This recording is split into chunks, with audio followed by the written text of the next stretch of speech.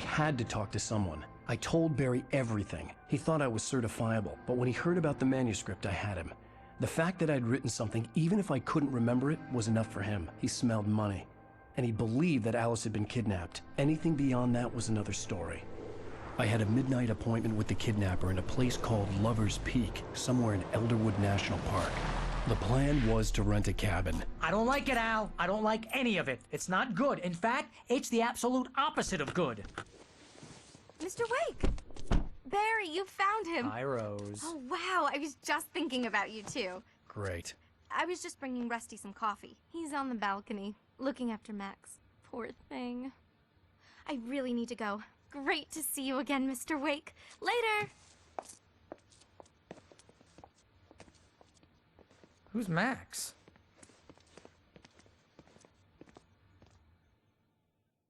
What an airhead. Jeez, Mr. Takes a swing at everybody. This is not her fault. She's a very nice girl and, more importantly, a fan. She even has a fan site dedicated to you.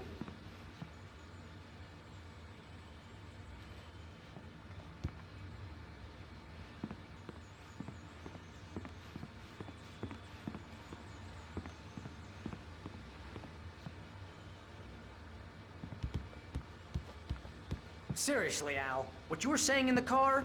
Just listen to yourself. What, you shot a guy and his body just disappeared? When was the last time you slept? What, are you high? Have you been drinking? No! Look, Barry, I'm missing a week, and someone's got Alice. Do you and everything's understand what it sounds like when you say stuff like that? Don't get me wrong, it's a good story, could be a bestseller. But when you start confusing fiction with reality, you're buying yourself a ticket to the funny farm. Wait here.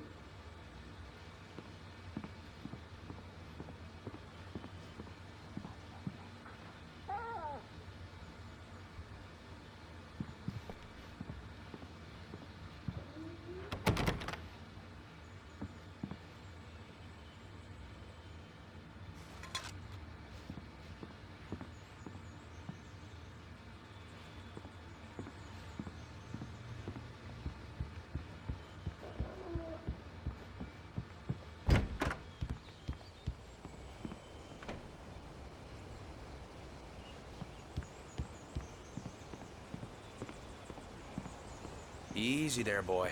I'm almost done. Hey, Rusty, right? You rent cabins. Oh, Mr. Wake. I'd shake your hand, but mine are kind of full here. Actually, I'm sorry about this.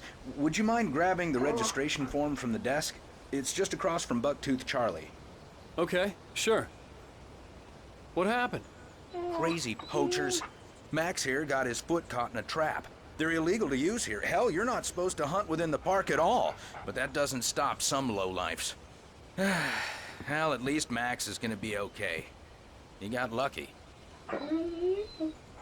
Max is still groggy from the shot I gave him, and I'd rather not leave him alone just yet. The form's on the desk across from the mammoth skeleton. Seriously, Al, you can't just go and meet a kidnapper. Those situations always end up in disaster. You gotta talk to the cops. She's my wife, and it's my call. Can we talk about this later? No, this whole thing, listen, you hit your head. I mean, geez, Al, come on. You gotta understand how crazy all this sounds. If you're trying to pull a joke on me, freak me out, it's working. Ha ha, let's have a laugh on Barry. Well, you had me going there real funny, Al. You can quit it now.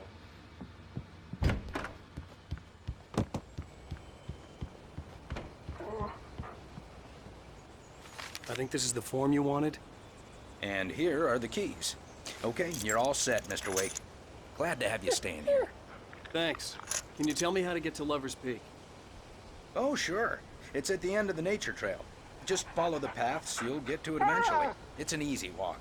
Nice spot, too.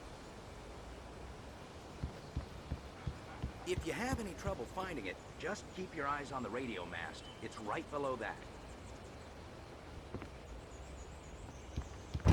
Look, Al, you're asking me to believe that you shot a dude who went poof into thin air, a guy who was bulletproof until you pointed a flashlight at him. You hear that from people who end up spending time in padded rooms, strapped to their beds, wearing white shirt.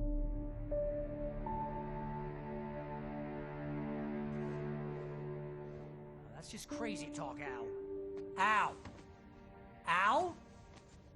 We should go to the sheriff or call the FBI. Damn it, Barry, they'll kill her! This is not a goddamn debate, Barry. I'm going to Lover's Peak. He said to come alone. Okay then. I understand. But you're my best friend and I'm worried that you're not right in the head. Tell me what to do to help and I'll do it. You stay here, and if I'm not back by morning, call the cavalry.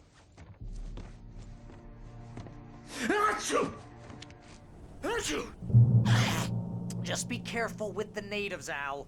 These yokels are dangerous. Everybody hates a tourist, or it'll be Deliverance all over again.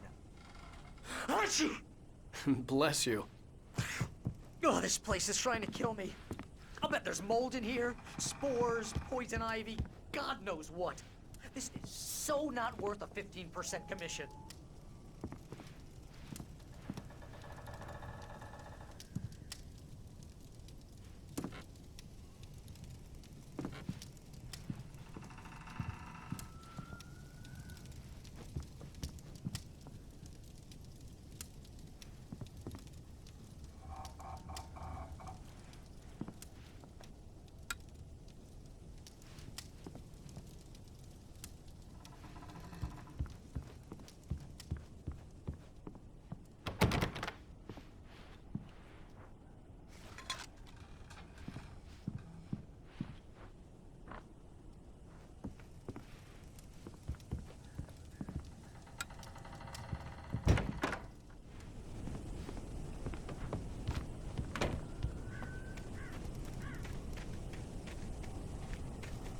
I'll wait here, Al. I'll hold down the fort.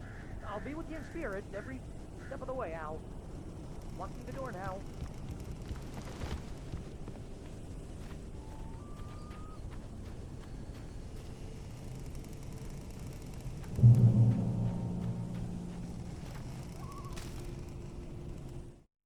Barry had never gotten along with Alice, but he knew Alan loved her with an almost frightening intensity. And now something had happened to Alice. And here was Al armed with a gun and saying things people got put in padded cells for. It was as if his friend had experienced a massive psychotic episode and was now totally disconnected from reality. It scared the shit out of Barry.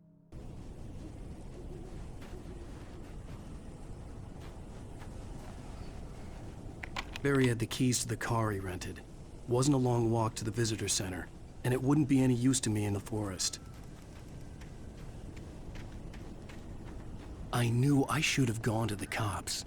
This wasn't the smartest thing I'd ever done, but I was still angry with Barry for trying to talk me out of it. These people had called me right in the sheriff's station. The cops wouldn't scare them, and they had Alice.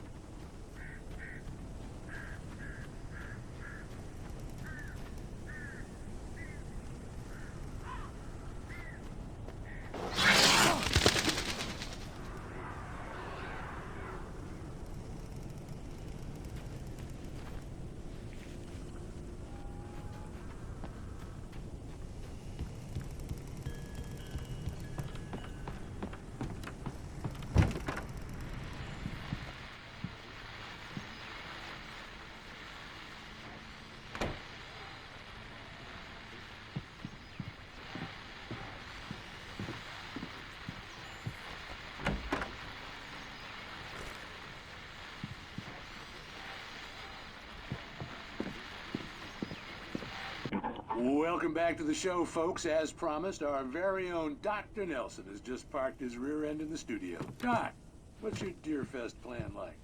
My plan? You make it sound a lot more organized than I ever seem to manage.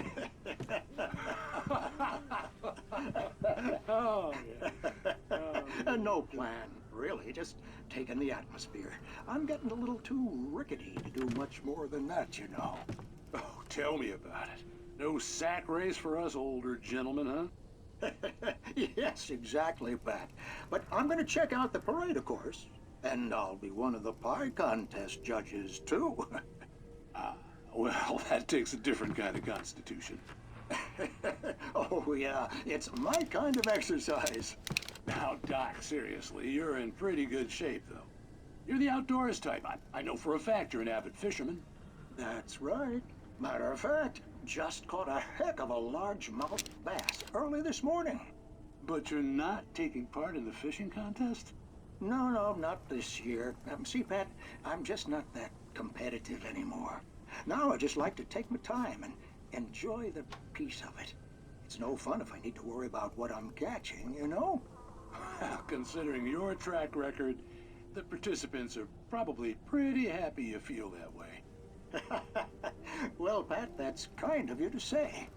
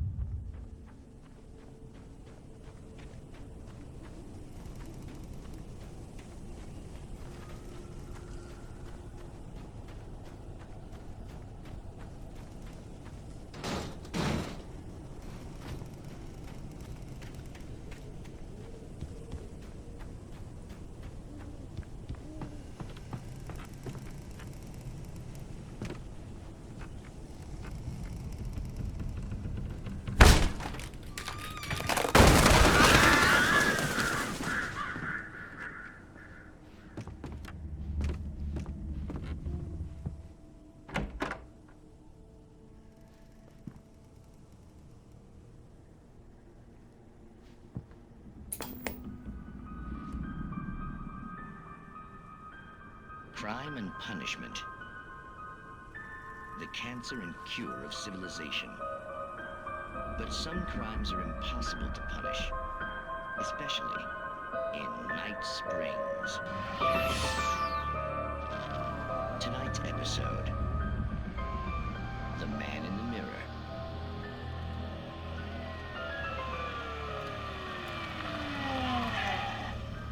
He's inside, Agent.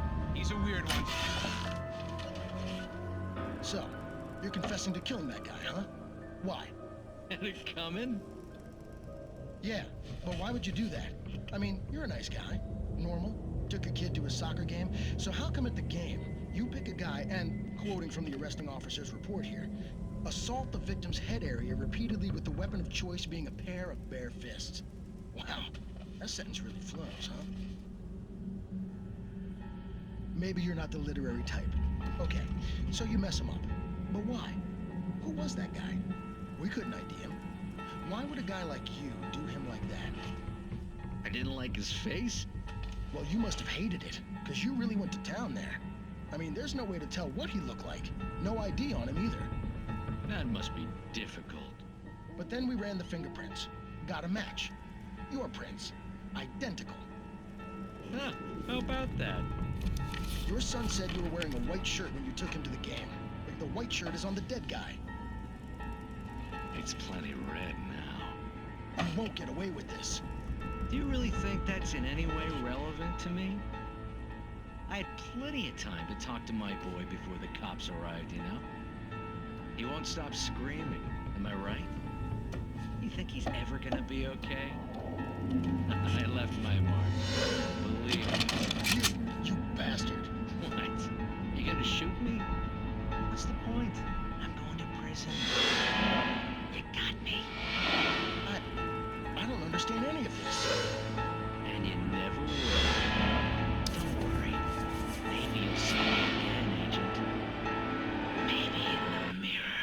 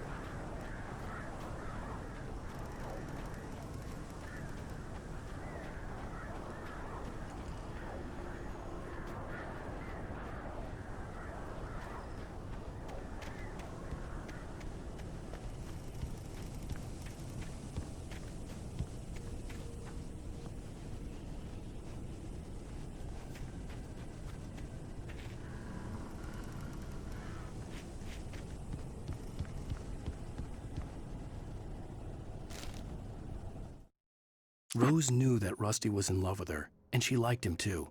She liked him a lot. He taught her to dance, and life had certainly taught her the value of a man who was gentle. He treated her well, made her smile, made her feel good. But Rusty wasn't the prince of her dreams, and that tended to underline the unbearable truth. She was no closer to that Hollywood magic than he was.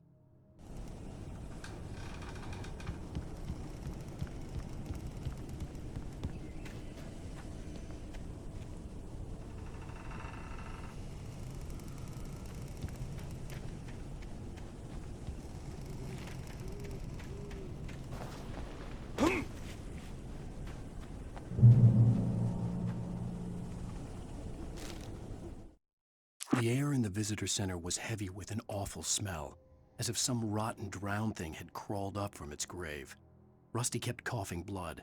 My eyes were drawn to the twisted shape of his broken leg. The attack had been vicious. Max whined in his cage. Rusty's eyes were wild with fear and terror. He gasped. "Mr. Wake, it happened just the way it was on that page."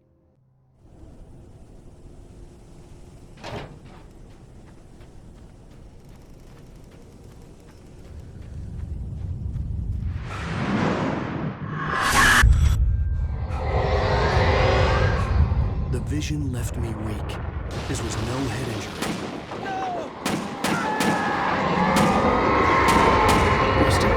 Damn. Rusty, hang on! Oh, God. I'm coming! Please, help me!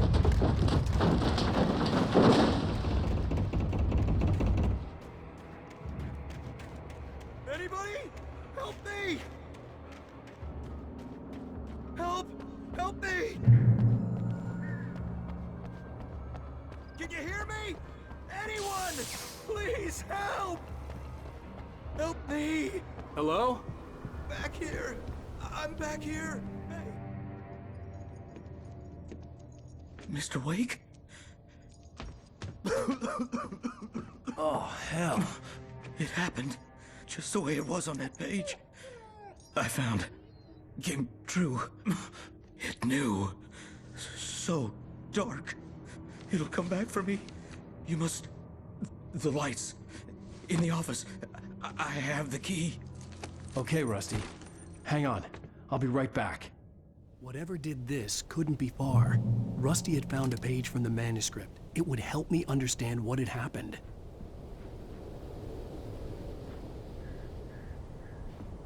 Shh. Good boy.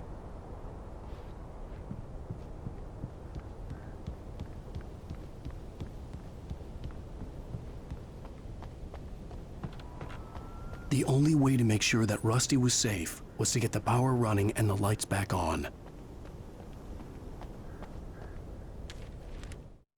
The visitor center was sturdy, but the impact turned the front of the building into splinters. Rusty was thrown across the lobby like a rag doll and hit the far wall hard.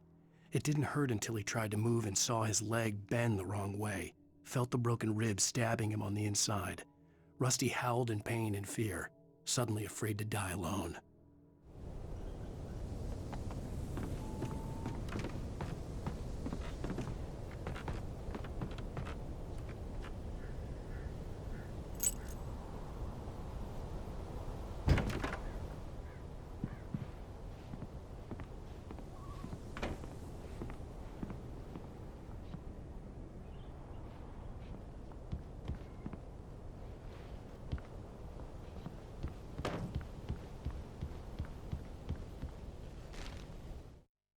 At the last instant, I changed direction and threw myself down.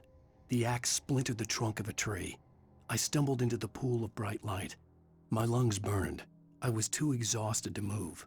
I tensed as I waited for the killing blow, but it never came. I raised my head. Nothing moved in the darkness beyond. For the moment, bathed in the cold light, I was safe.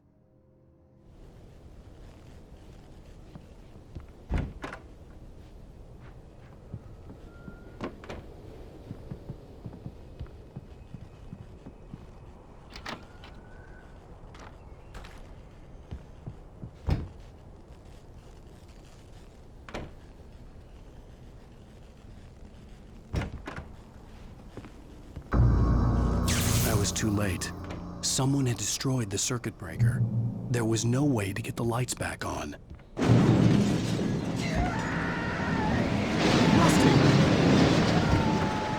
Rusty!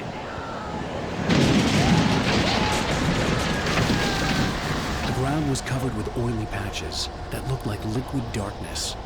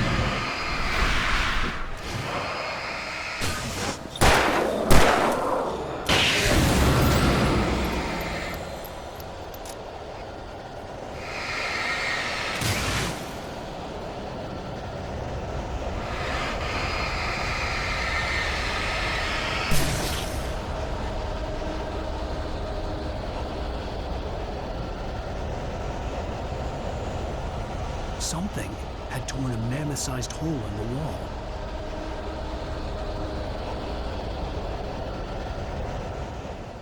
Please! Don't feed the animals.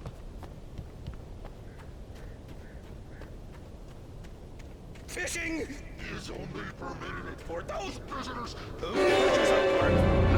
License! Obey! The park ranger's instructions. At all! Rusty, no! Never! You approach closer than 100 yards. Two bears and wolves never approached any other. Pets must be leashed.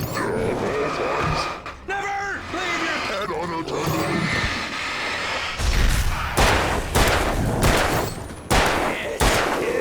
Against the law. to remove any objects or historical artifacts from the park Grounds.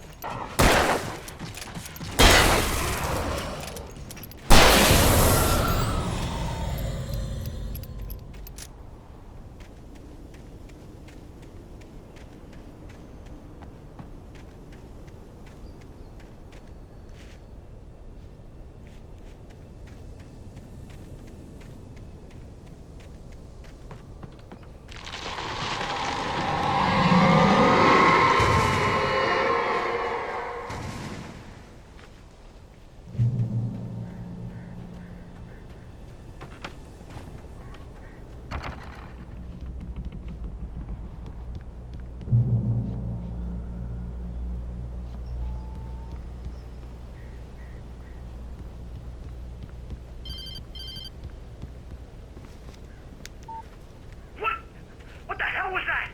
I saw from the window. I saw something. Forget about it, Barry. It's just me going crazy.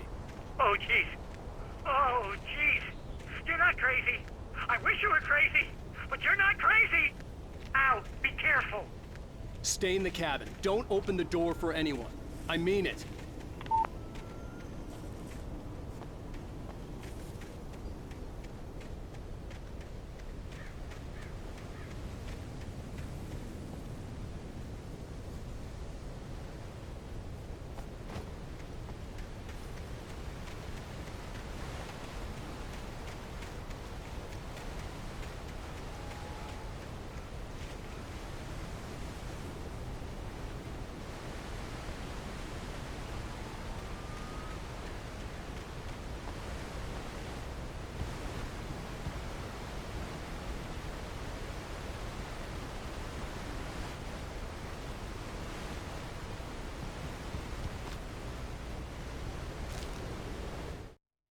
In that last instant of consciousness, Rusty thought about Rose.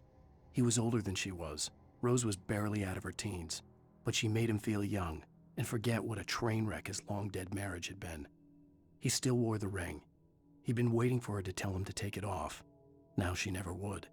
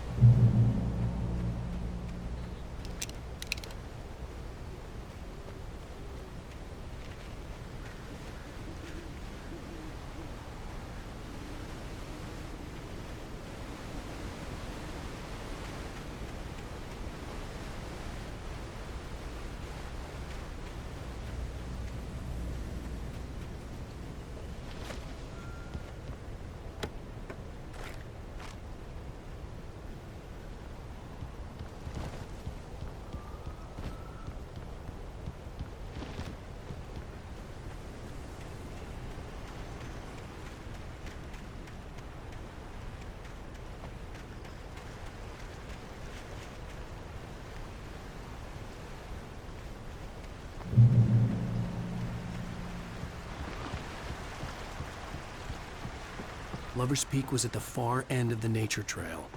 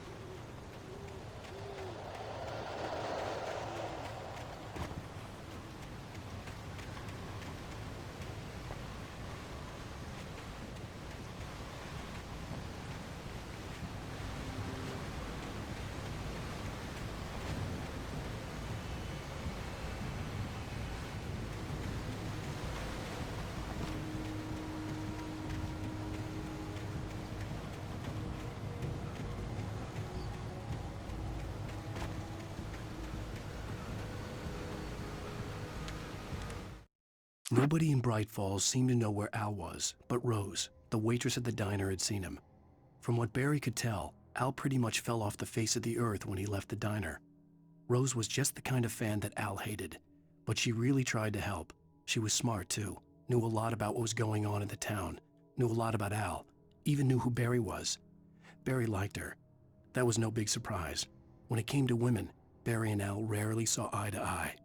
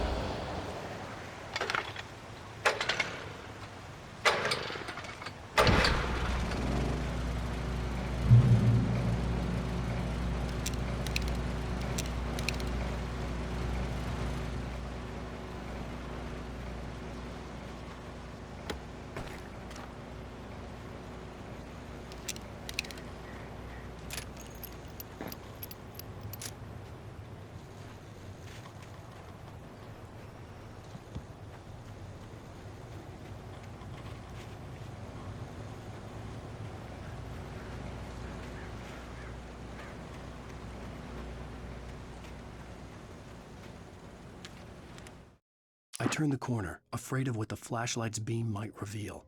Suddenly, a roughly painted symbol of a torch glowed in the light. Behind it, hidden by a rock, sat a battered metal trunk. It was here for a reason, packed with supplies, batteries, flares, ammo, things you need to make it through the darkness of the night. Something left behind by someone who knew what I knew, and more.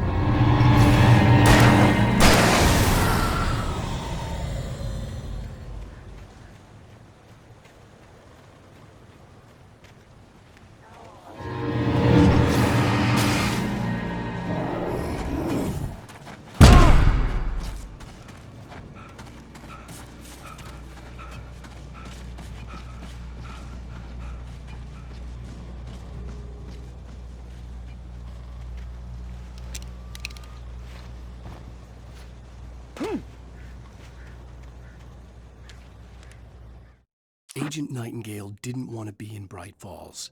These little communities revolted him, and he didn't like the trees or the coffee. He now knew that impossible horrors lurked behind the storefronts and smiles. He desperately wanted to turn the car around and just drive until he passed out or ran out of road and booze. But he had a job to do. He had a rider to catch, at any cost.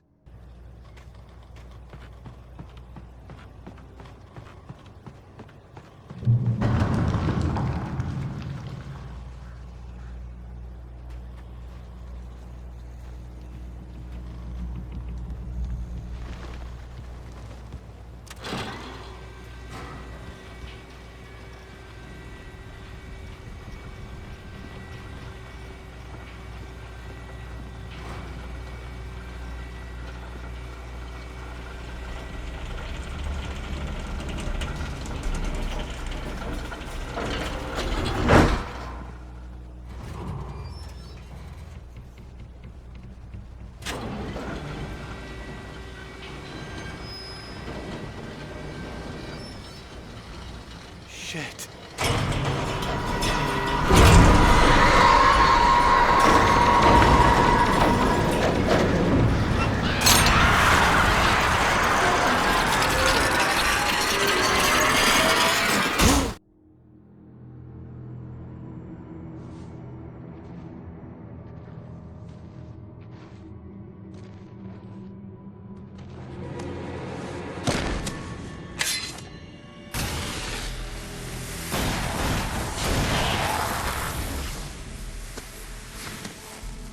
Come on, we gotta get moving. More of them coming.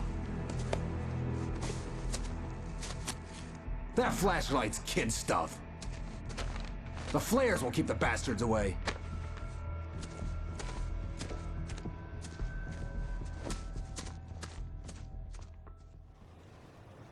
You can see them too? Hell, of course I see them. Come on, we gotta move. Why? Because that's the way the story goes. Yeah, but... Let's move! I lost my gun back there. Oh, I've got a gun. Just keep that light steady on him. It took a moment, but then I recognized him. He'd been on the ferry when I first arrived here with Alice. He knew my name. We were headed in the direction of Lover's Peak. There was no way this was a coincidence. He was the kidnapper. Come on, Wake! You better keep up. You set him up, and I'll knock him down, Wake.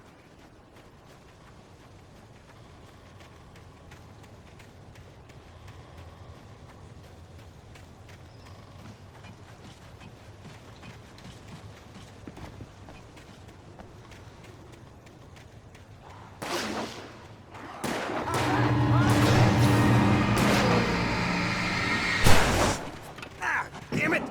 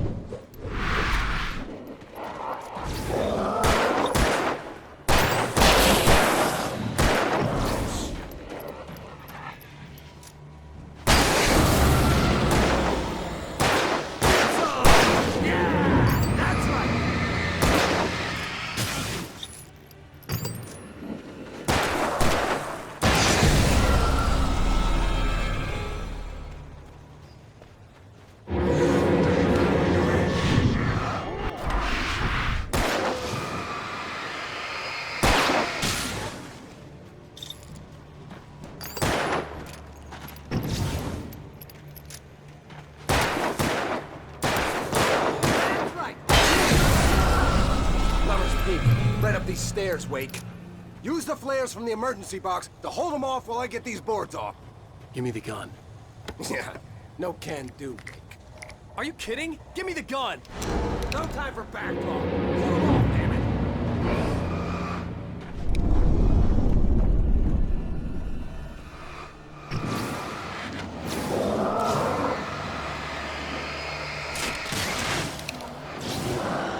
Just a little longer. Scare them off.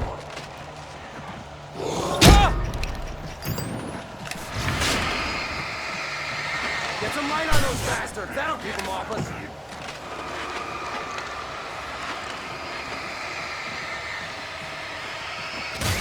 Longer. I almost got it. Okay, it's open. Move it or lose it.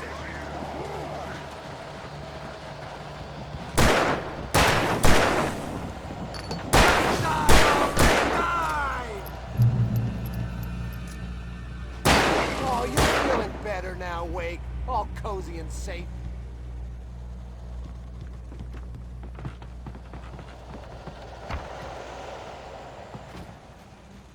Better get ready. They'll be on us soon.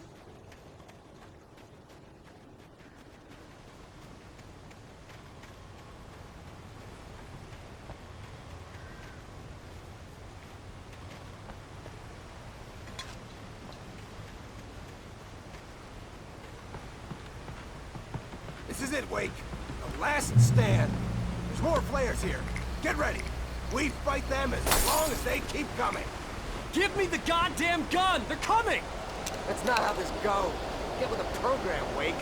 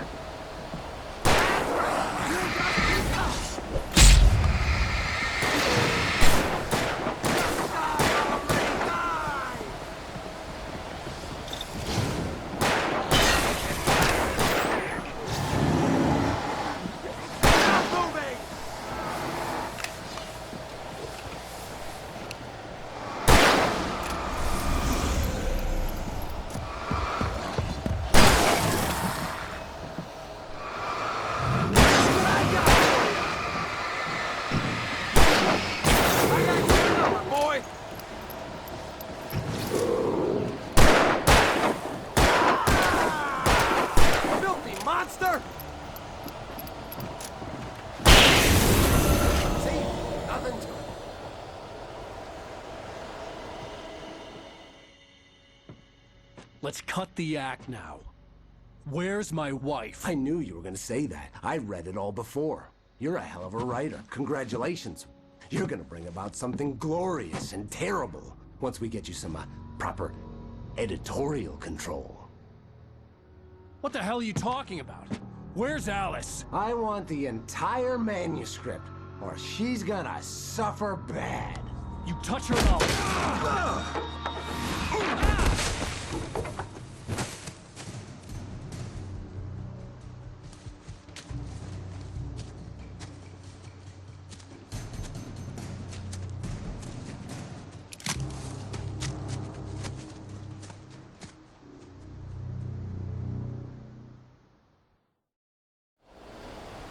You're gonna give me the manuscript or you'll be sorry! No! Come back here! I swear I'll kill you if you hurt Alice! Do you hear me? Come back here! He had Alice, and he wanted the manuscript because he thought it held some magical power.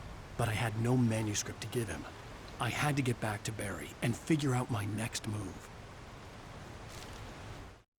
On more than one occasion, Alice had tried to explain to me how it felt to be afraid of the dark. To her, darkness wasn't simply the absence of light, but something more tangible than that. It was something you could touch and feel. Worse than that, it was something with a mind of its own, something malicious and malign. For her, things changed when they were wrapped in darkness. They turned into something else, something foreign, and nothing was safe or innocent anymore. I'd never really understood what she meant, until now.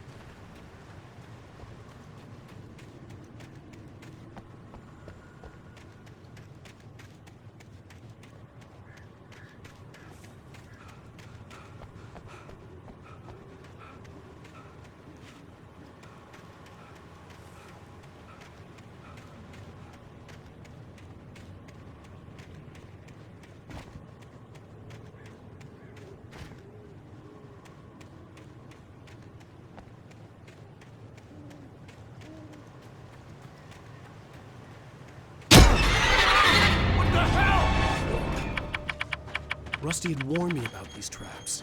It hurt like hell. I was stuck.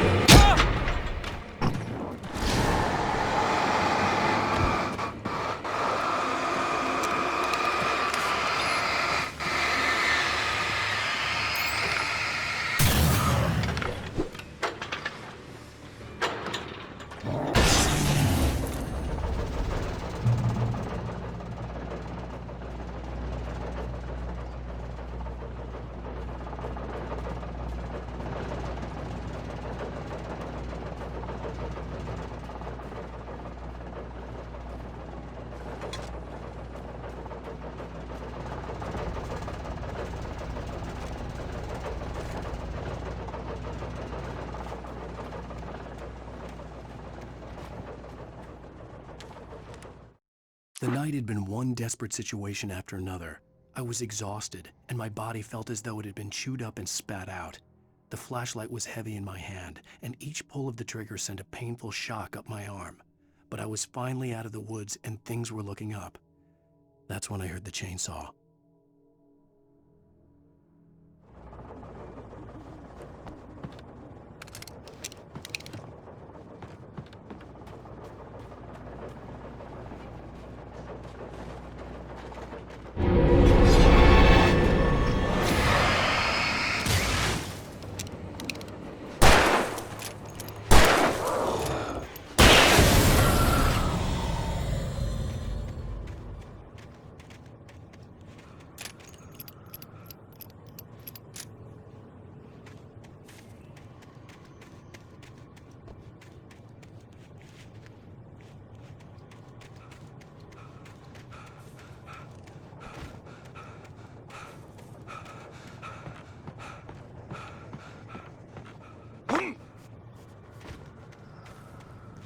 I had heard the plane fall.